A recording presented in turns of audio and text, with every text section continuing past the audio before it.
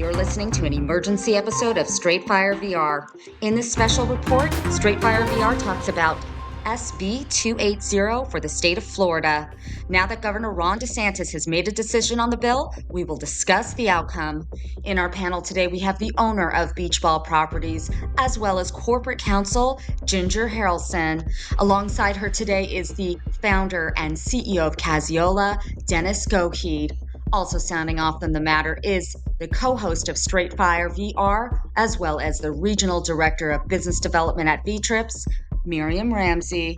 Our host is the founder and CEO at V-Trips, Steve Milo. Steve, when you're ready with the champagne, you can take it from here. Okay. Hey, thank you, Heather. We're here for another great Straight Fire VR. We promised in the last episode we'd come back only if we had an emergency, and we do because we have some really good news on the advocacy front in Florida and Alabama. And we're going to talk about it, but we're not going to talk about it right away because we want our listeners to stay on. And some of them tend to leave early for advocacy. So Miriam likes a game, and I know, Dennis, you like games too, don't you? I don't know. I'm not sure what I'm getting myself into. Well, this game is one we're going to call half-baked ideas. So these are ideas that people come up with that may not have been as well thought as others. And talk about different companies, and we're going to discuss half-baked ideas, and each of you get to make a discussion of what you think was a half-baked idea. These are well-known companies. Does that sound like fun, Miriam? Oh, yes. Uh-oh. All right. See, Ginger done said, see that, so Ginger? this is good. Miriam loves games. I think Dennis, we're going to let you go last because it sounds like you're apprehensive. So, Miriam, I want to start with you because you're the expert. Oh. I'm going to start with a company called Expedia VRBO. Give me a half-baked idea of Expedia VRBO. Going merchant of record and not being prepared. She took that away. All right. One of the rules of the game is you can't repeat the same one. That it's unbelievable that they floated this idea that they're going to become merchant of record, and now we understand they may not even have the technology to do it. So, they scared everyone. We heard they might even change merchant of record to the summer of this year, 2024, and now it's been backburner. So great start by Miriam. Ginger, I want to let you go again on VRBO Expedia. What's a good half-baked idea? Launching artificial intelligence to choose property photos before you're ready was a half-baked idea. Not once, but twice. It's unbelievable, Dennis. Did you see those examples of how bathroom photos were the first photo? This is just ridiculous. Okay, Dennis. And I think we saw that one coming, right? It's definitely not there yet. It's good to do a trial or a pilot, but a wide release without doing that it's really not a good idea now. All right. Well, Dennis, you're next for VRBO Expedia. What's an example of a half-baked idea? Yeah, well, I've been with Expedia software too. So we were a pilot client of Expedia Commerce, their payment processor, which worked amazingly, but then they did not do anything with it anymore. So they invest a lot of money, time, and resources in coming up with a payment processor. And then it just stopped, and they could have gotten such a big share of the market, but they just focused their time and energy in something else. Okay. Well, I don't know that whole story. I did hear they were trying to get into merchant processing again, and it sounds like, as many things with Expedia VRBO, there's an execution issue.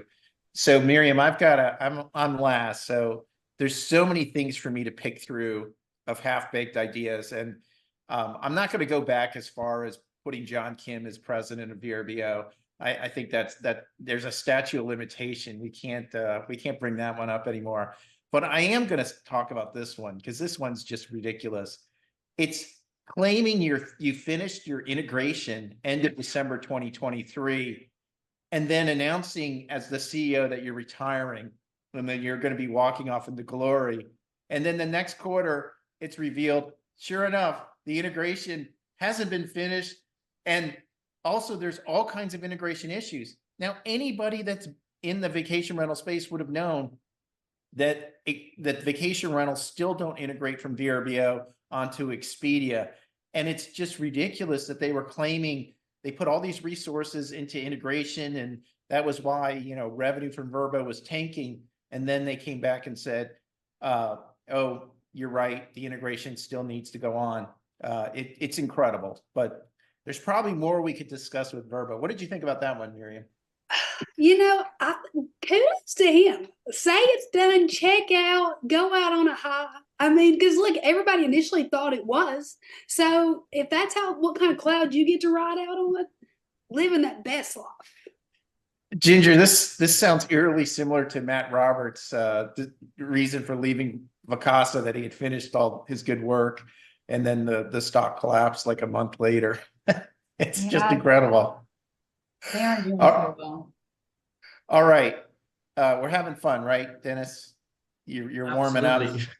Okay. So we're going to continue the game because everyone's having fun here. Half-baked ideas. This company comes up with one every month.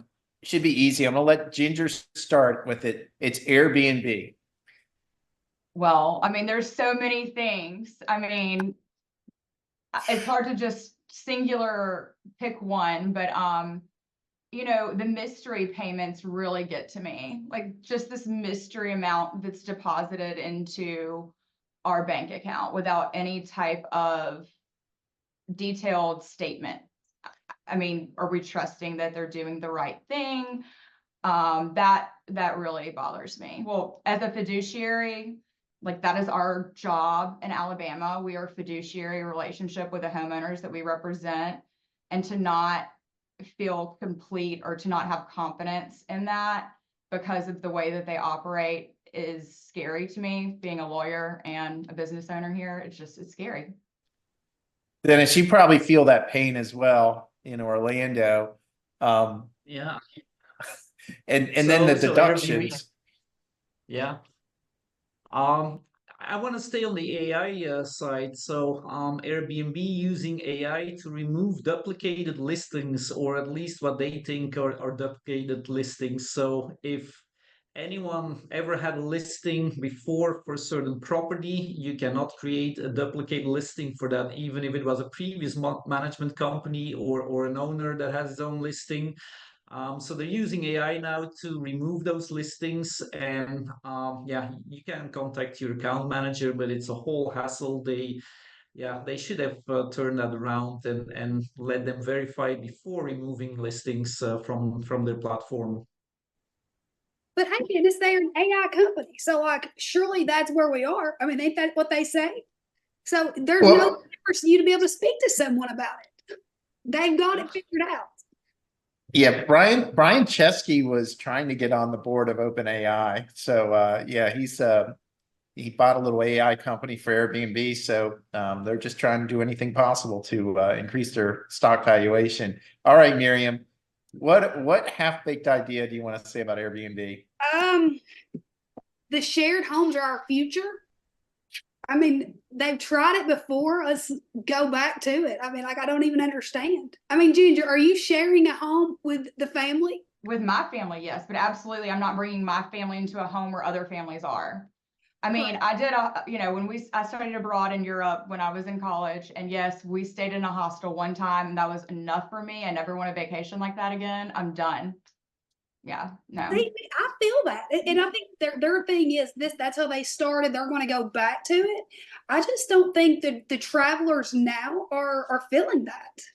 No, it's not a professionally represented experience if that's happening, right? I mean, there are all these, you know, Facebook groups for female investors that I'm in, and there was a recent discussion about like, what should we leave out for our guest? And there were people in this group that had a spice rack and like olive oil and sugar. And I just went on there and I was like, please, y'all, please, like, treat this like the business that it is and think about the liability standpoint of leaving something that can be open between guests. It's just not smart. And I feel like Airbnb at some point, you got to take responsibility, because if you're not checking on any of this stuff and people get hurt. I mean, the fentanyl thing that happened a year or so ago, where that child found fentanyl on Airbnb. I mean, you know, you got to Do take you guys think responsibility at some it's point. more like a PR play, and they want to come over as the underdog? And hey, we're not a big OTA. We're helping someone to share their spare bedroom and make some extra money.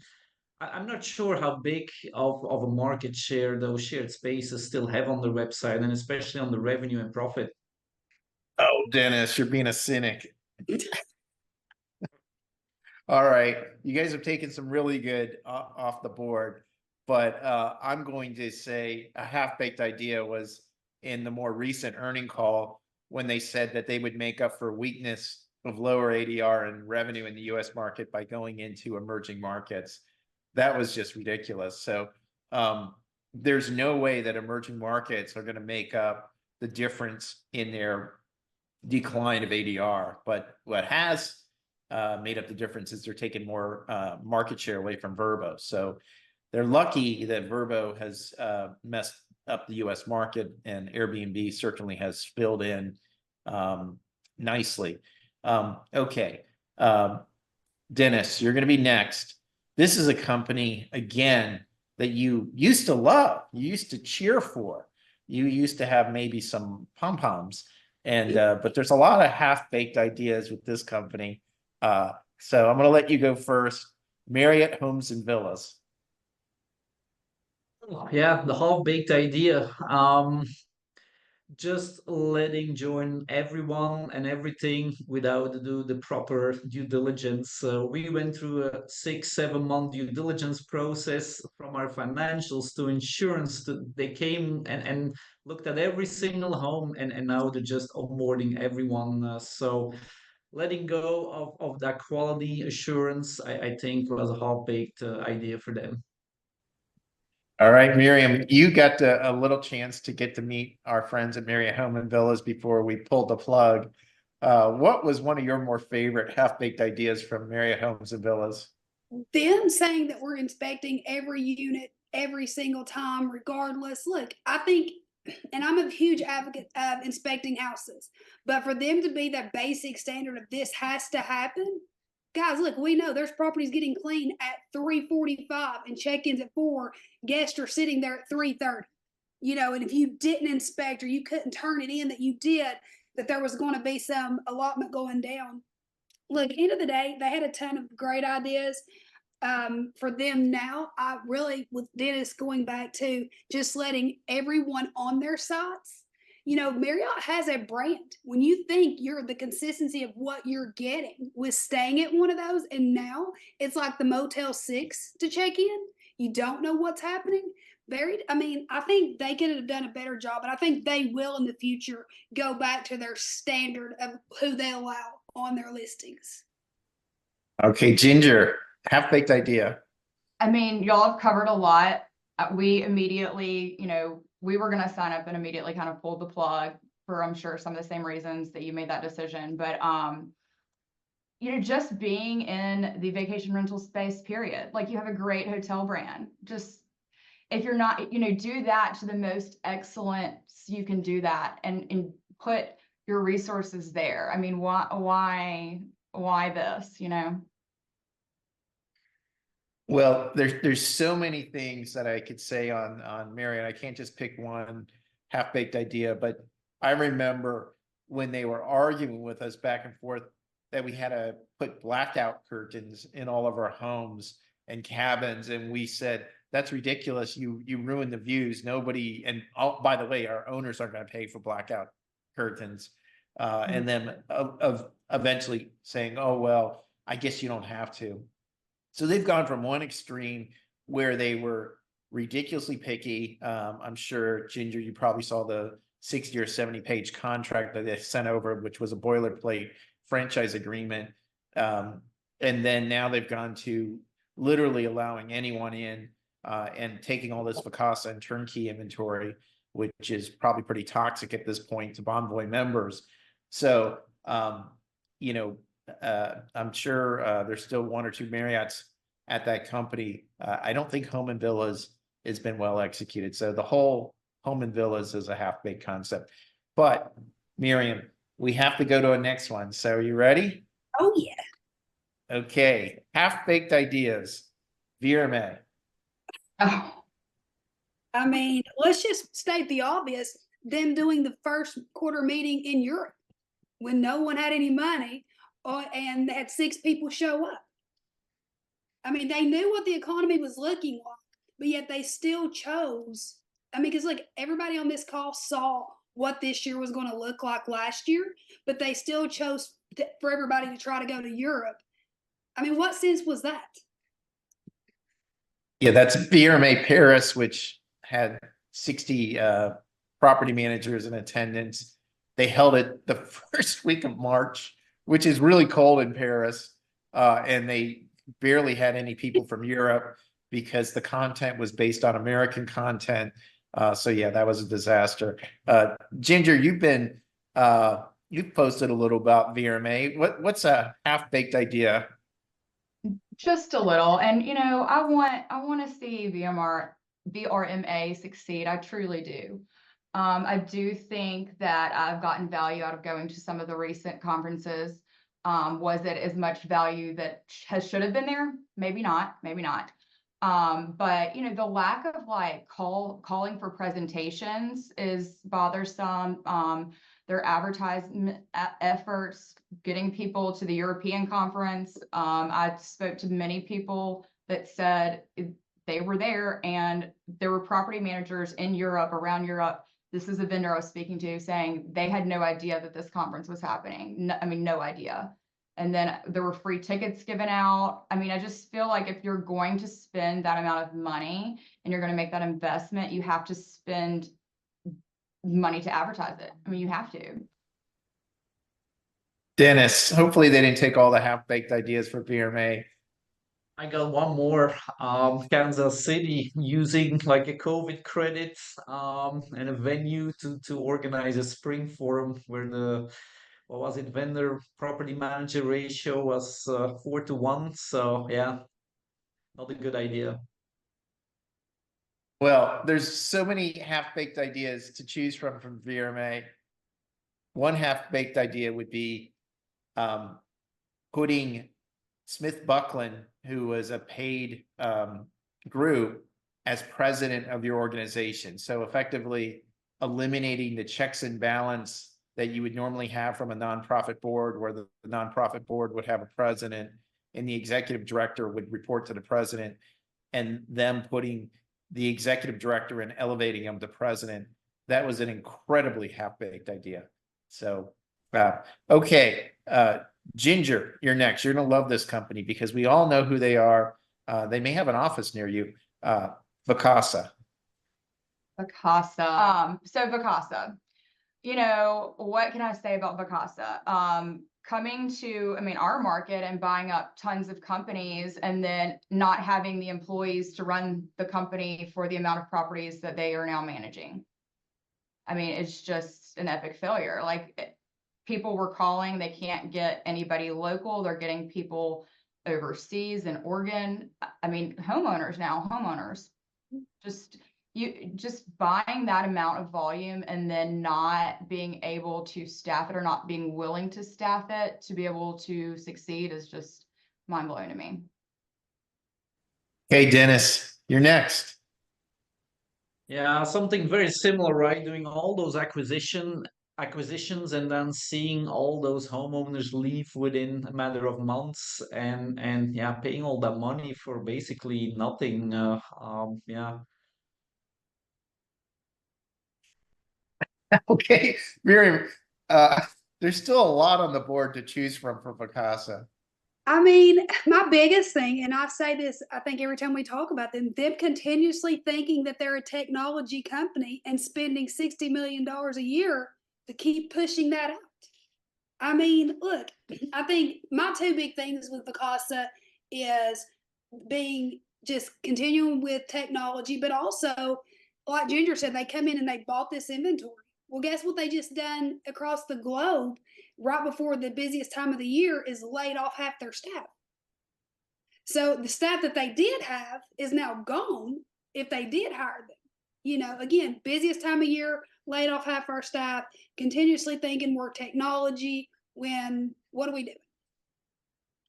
All right, well, Miriam took one of my ideas, but there's so many more for Vacasa. I mean, certainly laying off hundreds of people, 800 people before summer is incredible. That is really a bad idea.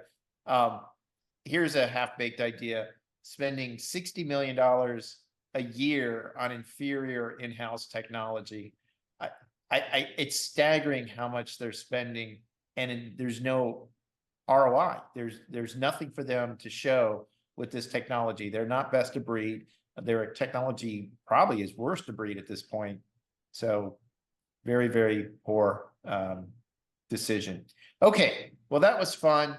I had another company, but we'll pick another episode for that one. Miriam probably knew who I was going to pull out, but I don't want to ruin Dennis's mood. So we're going to talk right now about market conditions. And I haven't talked to either Ginger or Dennis. We just got our June numbers, at least a flash of the revenue versus budget. We also had a peek into July. So let me start with Ginger. How's your June looking and how's your July looking? You know, we've increased our inventory that as a company as a whole, we're looking good. But if you were to compare the unit count from last year to this year, if we had the same amount of properties, we would be down about 5%. And our luxury stuff is still performing well, as good as it did last year and the year before. It's the cottages across the street from the beach, even the new builds, or, you know, the 2-bedroom that hasn't been updated. The middle of the road kind of inventory is what is behind. Our occupancy numbers actually just came out. I was looking at an email before we jumped on this call, and for the next 30 days, the paid occupancy in our area is 67%. And now our company is higher than that, but that's kind of shocking for the next 30 days. We still have a few gaps to fill in July. We're sending out some emails today with some discounts. But, you know, I think it'll be similar to years previous, but down a little bit. I mean, I don't know anybody that's not going to say that. And if they are, then probably not saying the truth. Ginger, let me ask you a question. So your luxury stuff that's still doing well, is that an increase on ADR or from last year, or like running around the same? It's a slight increase in ADR. Mm-hmm. And I'll tell you why I think it's actually really fascinating to me is some of my newer stuff, and we could call it luxury here, is not performing as well as some of the basic standard stuff. Mm-hmm. Which you would think that your luxury stuff would always outperform, where different markets, I think it turns into, you know, a business of repeat and guest compliance on it. And some of our stuff, my luxury stuff, I've lowered ADR. Some of the lower end stuff, we've been able to increase it a little bit. It's interesting. Yeah. I just, you know, I think that some of the same people come back. Like I'm thinking of our Brown by the Beach house. It's 8-bedroom, 8-bath. It has a pool. It has a private beach. Like, I mean, people that know that property and know that it's one strip of houses right here in Orange Beach. They're looking specifically to go to those homes. And so they know what to look for in Vrbo or, you know, Airbnb or Google. So they're specifically seeking these properties out. And, you know, the more that they can hold, then the more we can charge. So I feel like those haven't suffered as much as, you know, the ones that are across the street from the beach. These, I don't know if in your market, they're coming up everywhere here, but they're these little cute boxy houses, which were so popular in COVID. I mean, everybody wanted to stay in their own little private cottage and didn't want to be in a condo complex directly on the beach. And they would sacrifice being across the street to have their own private cottage. And now we're seeing a huge decrease in that. People were saying, I don't care. I'm a mom. I have 2 young kids. I'm not dragging my stuff across the beach, across the street to get to the beach. I want to be right there on the beach. And so even though this is new construction and these owners have been promised high numbers because they were new construction and it's a private cottage, it's just not panning out. And there's been an overbuild of these types of homes. No, I completely agree, and that's kind of where I was leading into. The newer stuff is like the tiny homes, the studios. During COVID, a ton of that stuff booked because people was remote working, traveling a little more. So, we've had a couple of people who've built 30, 40 of these that are box cutters side by side. Exactly. I mean, it's tough. And you're seeing that across different markets. It's good, Ginger, to be able to dissect it down to see, you're having the same thing in Orange as I'm having in Tennessee. Very cookie cutter, very similar. That is huge properties that are getting hit. Yeah. Yeah, we kind of talked about this as tier 1 or A category properties, tier 2 B properties, tier 3 C properties, tier 4 D properties, and where we've seen the struggles are tier 3, tier 4, right? So the properties that Ginger is mentioning across the board within our company, those are the ones that are disproportionately having problems, both with occupancy and ADR. So it's disproportionately affecting those. So there's a lot of reasons why, which Ginger kind of talked about. One, they're off the beaten path, right? They're too far away. And when there's maybe less demand or more supply than demand, people can pick the properties they want. Two, those properties were really appealing to budget consumers. And it seems that those budget consumers have been the ones most affected by the current economic situation with inflation and credit crunch. And so those owners are having a real problem. And as a company, we've stopped taking those properties. And I know Miriam can talk about that as well, but we're just not taking those properties anymore because those owners have been the most unhappy. The guests tend to also be unhappy. So Miriam, I mean, what do you think about the strategy? Because we put it in place, and at first the owner acquisition people were cranky because it meant that it was harder to get better properties, but it's been better now because at least when you spend all this time onboarding, it's worth it. It is. I think, listen, they're still a little cranky. What can we say? But I think it's setting expectations. We talk about it and I talk about it. You have to set expectations with your homeowners who are on your program, but it's setting expectations with staff and then with new clients that you're trying to bring on. The expectations the past couple of years, everything's been booking. People are making more money than they've ever made. Well, guess what, guys? We've all seen it. We're seeing it coming. We're here, being across the street, being, 15 minutes from town instead of 10 minutes, or having a great view and having a side view. Listen, these things they do matter. Being pet friendly. Look, you can be a cookie cutter house on the outside, but what did you do on the inside to make the difference? And I think having that inventory, but having those tough conversations with staff and with your owners is what is key. And look, it's going to be a tough, next 5 months. What can you do now to lead into spring break of next year? I think is really the topic of conversation for everyone and what everyone needs to be discussing. Yeah, we're going to go to Dennis because he's got a completely different market. Orlando is the market of a lot of 3 and 4 tier properties, but in some ways it doesn't matter because you can be in a 3 and 4 star property and you still need a car to get anywhere in Orlando. But he's also now moved into the islands, into some foreign countries. I see releases all the time. So how is June looking, and then also July, Dennis? Yeah, so Orlando, your favorite market, Steve, it's down. ADRs are down. We've been able to slightly increase our occupancy in June, so that compensates a little bit. But something I also want to bring up is we're missing our revenue projections also because our owner growth is slowing. It's not like a few years ago when every single week there were new houses that were being built and sold, new owners investing in the market. It's there's a lot of homes for sale in this area, owners that are not making the money they were hoping, but they're just sitting there, they're not selling, and there's like a little bit of a standstill in the market. So We really need to come up with something to get our growth going faster and closer to budget. Now, other markets like Miami, they're doing really well. I think they were slower to recover after the pandemic, urban markets, but they're now really, yeah, full speed. So we're seeing some nice growth there.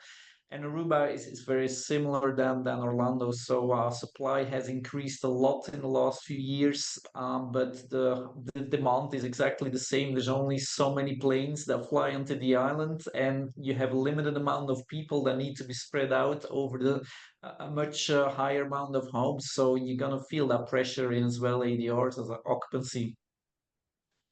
So Miriam, And let me go back to something he said. You were talking about getting new inventory. I'll tell a fun fact on Tennessee. So, our builder with Steve's Resort in Smoky Cove is also one of the larger real estate agent in my market.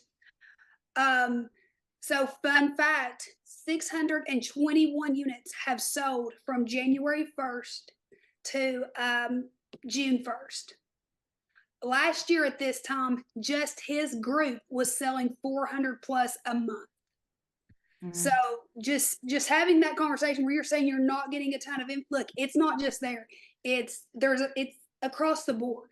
But again, it's something to focus on for next year of making sure you're having the conversations with different homeowners and subsidizing what it is to make the profit come in. But anyways, go, Steve. And it's also something you mentioned earlier, onboarding costs a lot of money. So if you know that an owner has their home for sale, do you really want to take it on at that point? Because you may lose it again 2 months later. So we're very careful about that too. That's something we struggle with because on the one hand, you want to take it on because you're like, there's a chance. Like if it's in my inventory and we're able to get some bookings, then that's a reason for the new homeowner to stay with us or to have that opportunity to have that conversation. But to your point, it does cost a lot of money and sometimes it doesn't work out. It's, it's a risk. I think you have to risk versus reward on that. You know, Mhm. if it's something, if it's a unit that I think that you want long term, you take that chance. You honey pick it, you do X, but then if it's something that is a cookie cutter or you're not really worth the squeeze, I think you pass it up right now. I agree. And just one interesting thing, I was looking at our numbers for July, and we onboarded like 17 properties in July, which is kind of unheard of this time of year, just because most people are onboarding in the fall or the spring. And I started looking like, where did these come from? And a large portion, Vasa. And then there's another company that's around town buying up smaller companies, and several of them were like, "Hey, they just bought my company, and we're not going to go with them. We would like to go with y'all." So, it was a surprising thing for me to look and see that many properties came on in July. That's a big number, especially. I mean, that you are in peak season. Yeah. well, we know for sure that some companies are struggling. Vacasa for sure, because they're public. We can take a look at their financial information.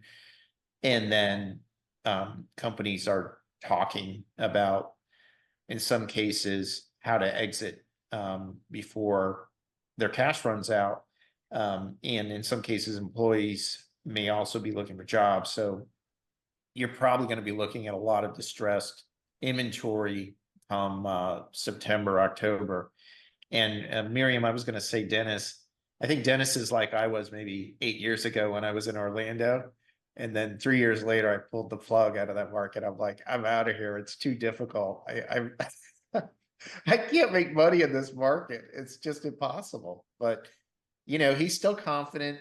So I give him that. In terms of I feel like your Hilton Head market here now. I think it's very similar. His Orlando is still like your Hilton Head. It is a little bit of a struggle. Yeah, I haven't given up on that market. We've actually turned it around. I feel like you're Similar to what we did with Santa Fe. Orlando, I gave up. I'm like, I'm out of here. If like the only way you can make money is on furniture package, that's just or in the monthly maintenance fee. I'm like, this is not a good model. time for me to pack my bags. Anyhow, so I looked at our June numbers. We were off 2% versus budget on revenue, but we are anticipated to make up our profit based on savings on G&A. So we should come out of June on the plus side of our budget. And so we're happy about that. I'll give you some number that I just thought is striking. So I can pull this from the database. And this to me is the most shocking thing. And we talked about it on the last episode of Straight Fire with Andrew Kitchell, was the amount of last minute bookings, quote unquote. So in 2023 as a company, 27% of our bookings for June came in the last 60 days. So from May 1st to June 30, 27% of our bookings came. So what that means is that we booked a lot of inventory in advance, which some might say was good. I actually thought it was bad. I thought we made a lot of mistakes. I thought what happened was we blew out inventory early. We didn't protect our booking rolls, and we got left with a lot of what I call widowed and orphaned nights, which became unbookable. So we missed our numbers badly in June 2023. So we're going to hit our beat our EBITDA numbers in June 2024. So here's what's shocking, at least for us. In 2024, 48% of our bookings for June came in the last 60 days from May 1st on. I mean, that is unbelievable. Now, that also means that the revenue management team is sweating. That means your owners are sweating as well. We didn't start to relax the booking rolls until really tight in. Let me see where we came with ADR. Our ADR for June, we finished $1 of ADR higher than 2023. Well, that's pretty amazing. So, by all accounts, we managed June way better than we did in 2023 because we held tight on booking rolls. In 2023, they were still following that post-COVID stuff of having open booking rolls and being really loose, which makes it easy for revenue management. But what the consumers were doing was they were cherry picking weekends and things like that. And we were being stuck with really bad gap nights. So turning June around is a victory, but it's too early to celebrate because July, we are still off pace by quite a big margin. So as I look at July, and fortunately it's the last 3 weeks of July. So thank goodness we're booked really well right now for the first 2 weeks, but we still have significant amount of inventory left. Now our ADR is still slightly higher than 2023, which means we have room to drive that down. And if the booking pace continues, quote unquote, all these last minute bookings, then hopefully we'll fill it in. I doubt we're going to make it up the budget. And the danger of all of this with last minute, and Ginger, this, is tropical storms. With these tropical storms starting to go in the ocean, the phones start to freeze. So talk about the risk of waiting for last minute bookings when you see tropical storms and those little maps pop up saying there's tropical storms in the ocean. Yeah, I mean, we just live in this constant, we say that the H word is not allowed in our office. We don't talk about it unless we have to. Obviously, when there is a storm, we have to start preparing our team. But yeah, I mean, like, it's a huge risk if you don't have your calendar filled and your strategy is for these last minute bookings, and that's what you're reliant on. If there's a storm, you're not going to have people book. But I also feel over the last several years that the guests are becoming more educated. They understand that if they wait closer to booking, they may receive a discount. They also understand if the weather's not favorable, I don't have to book right now, right? We don't give refunds for rain, and it's just, a lot of people don't want to come to the beach and it rain the whole time. So they'll wait closer to see, like, what does the weather forecast look like? We don't want to end up in a vacation where we have our kids stuck inside watching it rain. So all of those, it is a struggle because you have these anxious owners, you have, team members on revenue that are anxious. We get anxious. We want to be able to provide that same level of service that we have been providing for our owners and the same level of income. And I mean, it's a pressure cooker situation. Ginger, I feel like you get the gold star because you actually hit both things. So, and here's where I'm going to sound like a shitty person to everybody on this call is last minute for me is good for multiple reasons. In my market, if there's hurricanes, people flock to me. And I know that sucks. Look, but it's an option for, and I think again, you're seeing last minute reservations. They're waiting for price dropping, but then they're also looking to see if there's storms, if it's going to rain. Would rather go to Tennessee and do some inside shows than to sit at the beach and spend that, because what else really is there going on? If Right. there's a hurricane, we're in that drivable market, you Mhm. know. And so for me, I feel kind of good if I have some open inventory by the end, you know, if we have storms coming or, you know, we can drop rates. Where for you guys, and then you also, your clientele definitely drops if it's if you drop the price, because what are you going to get in return? We're very similar, Miriam. So yeah, when everybody has to evacuate from the coastal areas, they usually come to Orlando because there's a lot of availability and affordable. So we're less worried about that. But we even saw the same trends during spring break. I remember beginning of March, we were at around 35% booked, and we ended up the month over 82% occupancy. So within a matter of a week and a half prior to spring break, people just started to book. They just wait longer and longer. Well, I think, listen, people can't afford what they could afford a year ago. I mean, Mhm. look, we know it's election year, credit card debt. I mean, all of these things all factor into what we do on an everyday basis. And I think those are huge aspects of what's happening. Well, I think everyone on this episode would agree. Managing vacation rentals is becoming harder and harder. Managing owners' expectation also is harder and harder. This industry is not for the faint of heart, and that's why we see companies leaving. The rent by owners who came in, and all these podcasts and social media people that were telling people to buy. You've got people in some cases that are in financial distress right now because they bought these homes for more than they should have, and they can't cash flow them out. So, you know, it's going to be a while till this thing straightens out. But, you know, the companies who can make it through the next year are probably going to have good opportunities for gathering inventory.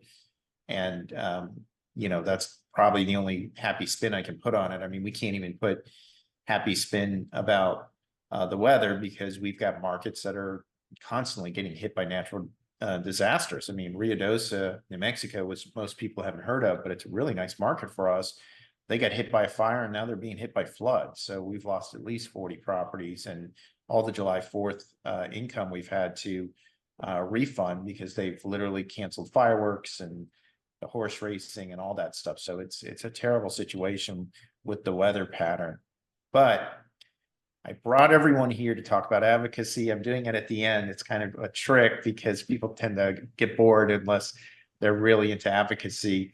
I'm going to start with Dennis because we finally got some good news late last week where Governor DeSantis, our friend, vetoed the Senate Bill 280, which had a correspondent in the House. So it was the same bill that passed the House and the Senate, and it sat on DeSantis's desk, and he finally vetoed. So Dennis, you want to give an overview why this was so important and what it means for the industry?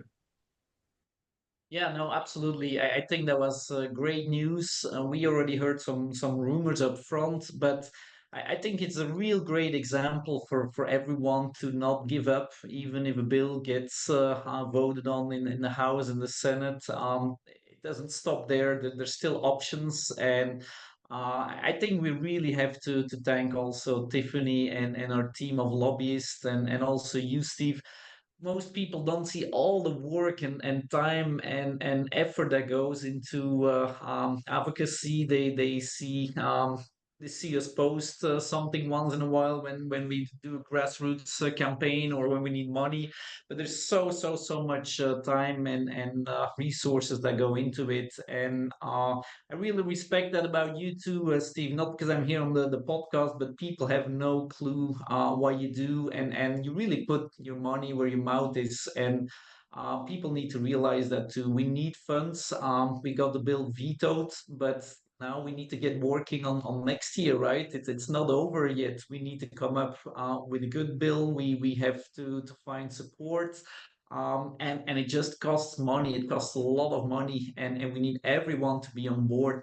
And that's something that's really hard. I had to explain to so many property managers why it was important to just send a email. It takes 2 minutes of their time, but they didn't see the importance in it. Even here in Orlando, they think we're fine. It's not gonna change. It's too big of an industry. It's just hard to get them engaged and to get them their support. And yeah, we need to change that. Yeah, so for anyone who doesn't know, Dennis is on the steering committee, the Florida Vacation Rental Property Manager Association. He's the treasurer. I'm the chair, and we have a lobbyist, and then Tiffany Edwards has worked tirelessly going to Tallahassee. Lino Maldonado is on there from BHO 247, Paul Hayes, and Jeannie Daly.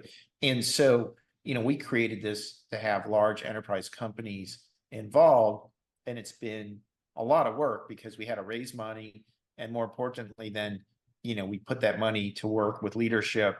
And fortunately, even the governor, we had a private event with the governor. We got to spend an hour with him, 12 of the larger property management companies in a room with Governor DeSantis about a year and a half ago. He was pretty engaged. You never know what exactly makes a difference, but I mean, he listened and he was attentive. He was not distracted at all, and he gave us the full hour. The other thing, which I also want to credit to Dennis, is, Dennis and we did as well, V-Trips.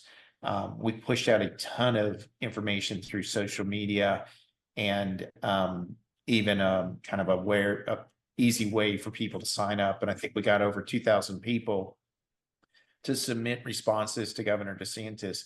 And from what I understand, that was the most response of any bill in this session, and there were some controversial bills.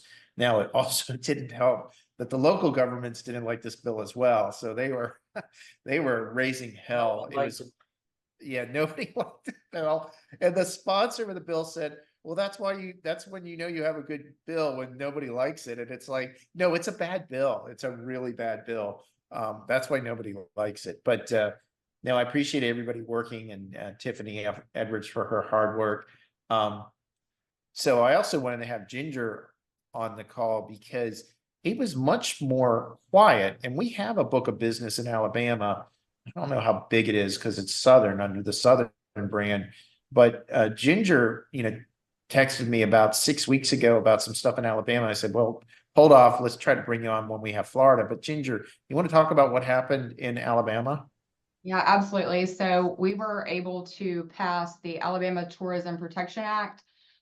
This started out as actually a very bad bill for vacation rental owners and all the companies down here. And so we're part of this organization called GUMBO, which is Gulf United Metro Business Organization. And basically it's business owners along the Alabama Gulf Coast. We get together and there's a forum for us to be able to speak with lobbyists in Montgomery, state leadership, city leadership, and a collective effort to be able to do that. So as part of our Gumbo stakeholdership, we get emails, saying a summary of a bill that's about to pass.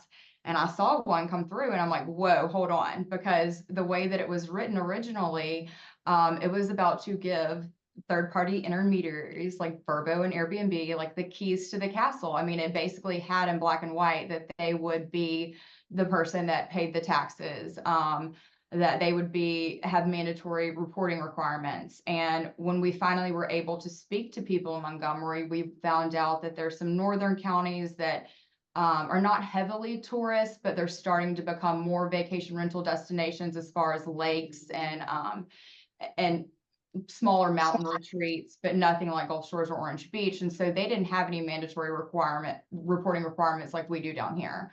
The cities of Gulf Shores and Orange Beach audit us every month. We have to report to them. And so they thought that they were losing a lot of money from lodging taxes. So this bill was to address that. And I was like, hold on. And so I immediately texted Beth Gendler. She is the CEO of Gulf Shores Orange Beach Tourism. And I was like, have you seen this? And she said, I have not seen it. I'm so surprised they would put something like this without even speaking to us. So we all got together, Bill Brett Robinson, Glenn Kaiser Vacations, and we said, we cannot support this as written. And through a matter of phone calls and Zoom calls with legislatures and with the Alabama and Restaurant Tourism Group, we were able to get revisions to this bill, which specifically excluded professional property managers, meaning you have a licensed real estate brokerage in Alabama with a storefront, from the requirements that would apply to individual property owners. So it's really a win-win, right? Because the state is going to get the lodging taxes from Vrbo and Airbnb for individual owners that don't have the capacity to, hold funds in escrow and are not, operating at the level we're all operating at, right?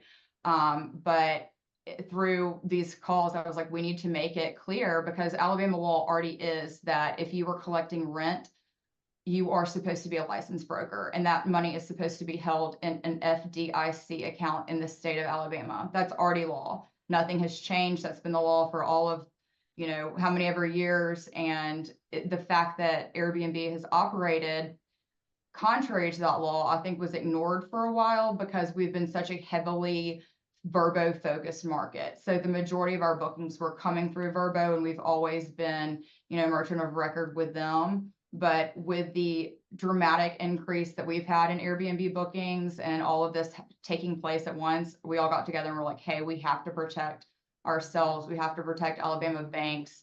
Like, let's get it written into law that if you're a professional property manager, you must be merchant of record on any intermediary transaction. You hear that, Dennis? We kind of Yeah. tried something like that in Florida, but the OTAs were stronger in Florida. They did not like this idea at all. I don't think they liked it in Alabama, but we did it very quietly until it was pretty much done, until it was signed by the governor. And then there were some social media blasts about it, but we did not say anything to anyone for a while. Well, no, there you go, Dennis. That's the way you get things through Tallahassee. The first Right. vacation rental bill we got attached to a pizza bill. It was literally a bill to stop in Orlando, your favorite place, people from going into hotels and sliding those little flyers under their door about, $5 off pizza. And the hotels were like, stop this, stop these people from doing this. So it was called the pizza bill. And we got our first vacation rental bill added into the pizza bill. So it is very much a sausage making area. But well, I appreciate everybody coming on to Straight Fire VR. I wanted to have this emergency podcast because of the, what was good news both in Alabama and Florida. Sometimes when you kill something that's bad, it's just as good as getting something passed. And it would have been really problematic if Senate Bill 280 had passed. I mean, really a problem. So thanks everyone for joining us on another episode. You can go to Straight Fire VR for previous episodes. Thank you again.